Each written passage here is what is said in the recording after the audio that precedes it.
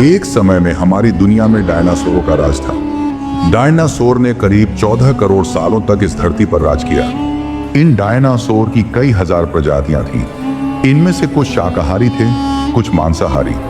ये उस समय के सबसे सफल जीव थे। लेकिन फिर अचानक ऐसा क्या हुआ? आखिर वह कौन सी घटना थी जिसने इनका नामो निशान ही मिटा दिया? इसे जानने के लिए हमें करोड़ों साल पीछे जाना होगा और डायनासोर के उस अंतिम दिन को करीब से देखना होगा। तो आइए हम आपको 3D एनिमेशन वीडियो से दिखाते हैं आज से 65 मिलियन साल यानी कि 6 करोड़ 50 लाख साल पीछे। आज से करीब 6 करोड़ 50 लाख साल पहले धरती पर मौसम सामान्य था। चारों ओर सूरज की रोशनी बिखरी हुई थी। लंबे लंबे पेड़ों से टकराती समुद्र की ठंडी हवाएं और चारों तरफ डायनासोर के चिल्लाने चिंघाड़ने की आवाजें। जब ये सारी डायनासोर प्रजाति बड़े ही आराम से धरती पर अपना जीवन बिता रहे थे, तब 10 करोड़ साल पहले ही इनकी किस्मत लिखी जा चुकी थी। 10 करोड़ साल पहले एक छोटा एस्ट्रॉइड का टुकड़ा जो सुदूर अंतरिक्ष से आ रहा था, वह पृथ्वी से लगभग 20 करोड़ मील दूर मंगल और बृहस्पति के बीच बने क्षुद्र ग्रह बेल्ट में घूम रहे एक बड़े एस्टेरॉइड से जा टकराता है। इस टकराव से उस बड़े एस्टेरॉइड की दिशा बदल जाती है और वह क्षुद्र ग्रह बेल्ट से निकलकर सीधे पृथ्वी की ओर 22,000 मील प्रति घंटे की रफ्तार से बढ़ने लगता है। जब यह एस्टेरॉइड पृथ्वी से 3,84,000 किलोमीटर की दूरी पर था, तब धरती से शायद डायनासोर का अंत न होता।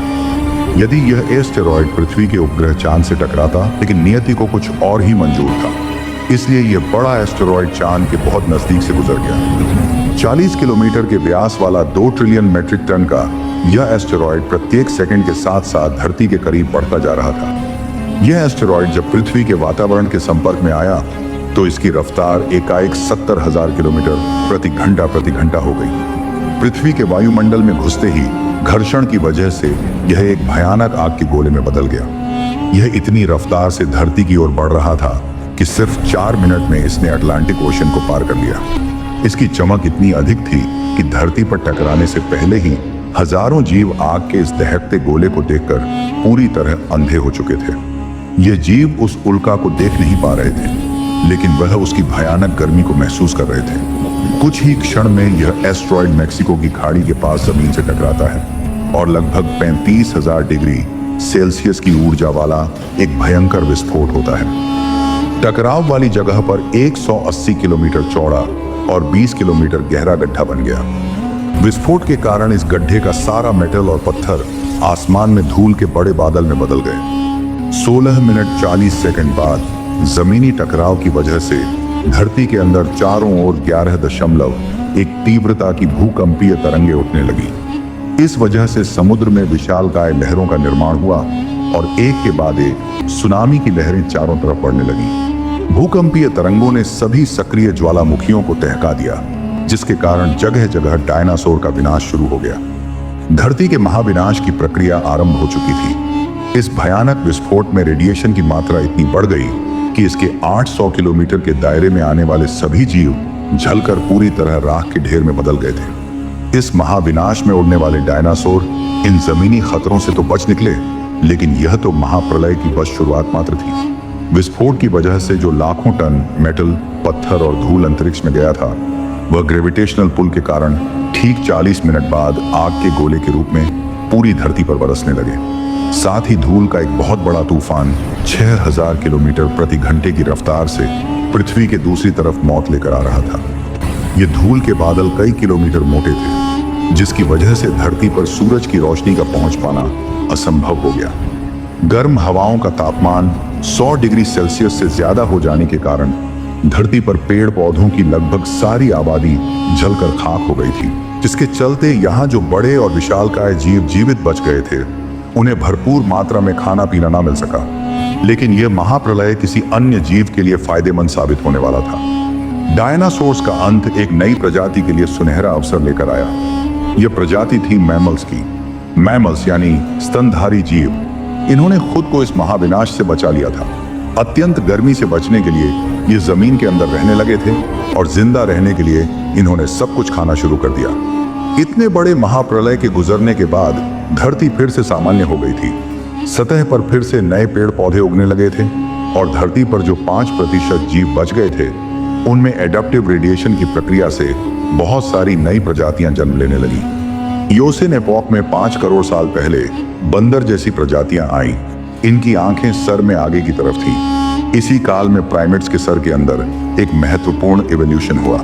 इनकी स्पाइनल कॉर्ड को मस्तिष्क से जोड़ने वाला छेद, जिसे फोरमैन मैग्नम कहते हैं, वह स्कल के पिछले हिस्से के बेस से सेंटर की तरफ शिफ्ट होने लगा। यानी कि अब जो प्रजाति आई वह सीधे खड़े होकर चलने में सक्षम थी। आज से 4.7 करोड़ साल पहले धरती के वातावरण में लगातार बदलाव होने शुरू हुए। धरती के टेक्टोनिक प्लेट्स में हलचल हुई, जो धरती के 2 बड़े महाद्वीपों को एक दूसरे के पास ले गई। ये वही भूभाग है जहां आज हम भारतीय रहते हैं। यह है इंडिया, जो एशिया महाद्वीप की ओर तेजी से बढ़ रहा था। इन दोनों महाद्वीप के आपस में टकराने की वजह से हिमालय जैसी पर्वतमालाएं खड़ी होने लगी। ये वही पर्वतमाला है जिसे आज हम जानते हैं दुनिया की सबसे ऊंची चोटी माउंट एवरेस्ट के नाम से। ये पर्वतमालाएं इतनी ऊंची थीं कि इससे मौसम का पैटर्न बदलने लगा, जिससे पृथ्वी ठंडी होने लगी। इस पर्वत श्रृंखला से गिरने वाला बर्फ आगे चलकर कई नदियों का निर्माण करने लगा। ये वही नदियां हैं जिससे आज हमारी आधी से ज्यादा आबादी को पीने का पानी मुहैया होता है। ओलिगोसीन एपॉक में 3 करोड़ साल पहले ग्लोबल कूलिंग हुई। घास के मैदान बढ़ने लगे और जंगल घटने लगे। तब ऐसे जानवर विकसित हुए जो खुले मैदान में रहने के लिए उपयुक्त थे, और इन्हीं में दूसरे जानवरों को खाने वाले जानवर भी विकसित होने लगे।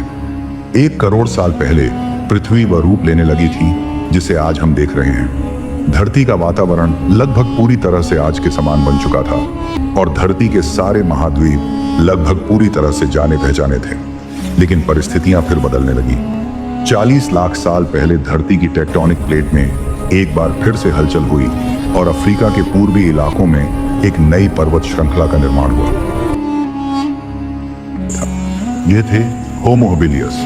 इन्होंने पहली बार पत्थर को हथियार की तरह इस्तेमाल करना शुरू किया। जैसे ही इस मामूली से पत्थर पर धारदार किनारा बना, हमारे पूर्वजों के पास एक हथौड़ा आ गया। हमें काटने का हथियार मिल गया, जिससे वह हजारों ऐसे काम कर सकता था वह पहले नहीं कर पाता था। पत्थर के इस्तेमाल ने अंगूठे और उंगलियों को मजबूती दी, जिससे हम और अधिक कुशल तरीके से इनका इस्तेमाल करने में सक्षम हो गए। समय बीतने के साथ ही हमारे पूर्वज अब समूह में अन्य जानवरों का शिकार करने लगे थे। ये थे होमो इरेक्टस, जो अन्य जानवरों से ज्यादा होशियार थे। क्या आप चाहते हैं कि इस वीडियो का अगला पार्ट बनाऊं? तो कमेंट्स कीजिए।